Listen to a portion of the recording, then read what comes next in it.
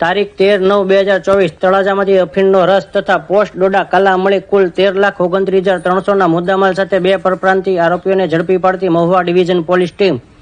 ગુજરાત સરકાર શ્રી દ્વારા નશા મુક્ત ગુજરાત અભિયાન સમગ્ર રાજ્યમાં ચાલુ કરવામાં આવેલ.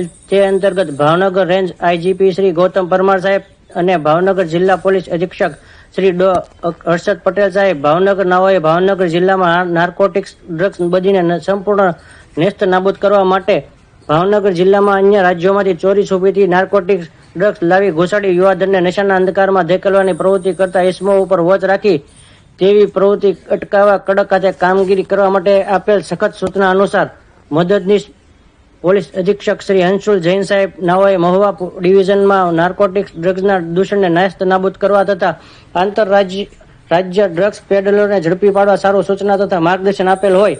Circle police inspector Shri R J. Gor તથા તળાજા પોલીસ સ્ટેશનના incharge police inspector C H. Makwana તથા નાસ્તા પડતા squad team Mahuva division circle inspector Shri Talaja દ્વારા ગુનો રજીસ્ટર કરવામાં આવેલ છે. પકડાયેલ મુદ્દામાલ અફીણનો રસ, પોસ્ટ ડોડા, કાલા વજન કાંટો, 4 વ્હીલર કાર, મોટરસાયકલ ટોટલ 13,29,300ના મુદ્દામાલ સાથે 2 ઇસમોને પકડી પાડી ધોરણસરની કાર્યવાહી હાથ ધરવામાં આવી છે. રિપોર્ટર સંદીપ સોની.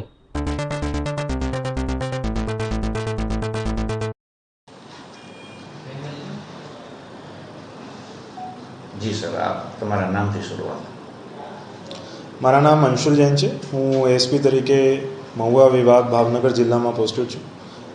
ગઈકાલ તારીખ 12/9ના રોજ તળાજાના ખોજાવડ વિસ્તારમાં મહુવા વિભાગ પોલીસ ટીમને મળી બાતમી આધારે એક એનડીપીએસ હેઠળ રેડ કરવામાં આવી છે, જેમાં 2 ઇસમો અને એનડીપીએસ એક્ટ હેઠળ નિયંત્રિત પદાર્થો જેમાં અફીણ અને પોસ્ટ ડોડા મળી આવેલ છે.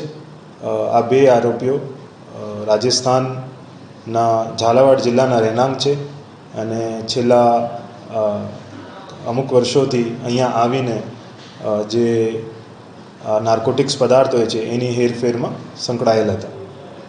આમાં 2 આરોપીઓ અત્યારે પકડવાના બાકી છે, જેના વિરુદ્ધ કાર્યવાહી ચાલુ છે.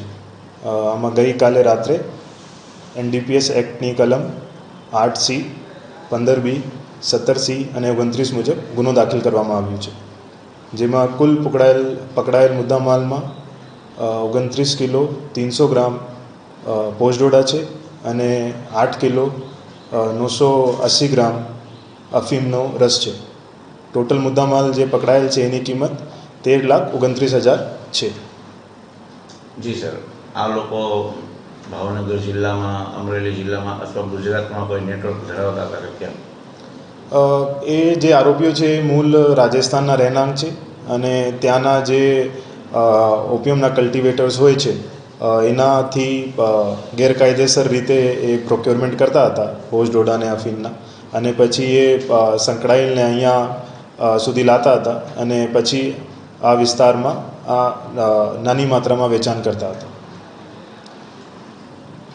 આજે એમને કોર્ટમાં રજૂ કરીને કેટલા દિવસના રિમાન્ડ માંગવામાં આવશે સાહેબ? એની કાર્યવાહી ચાલુ છે. જે યોગ્ય રિમાન્ડ હશે એ માંગવામાં આવશે.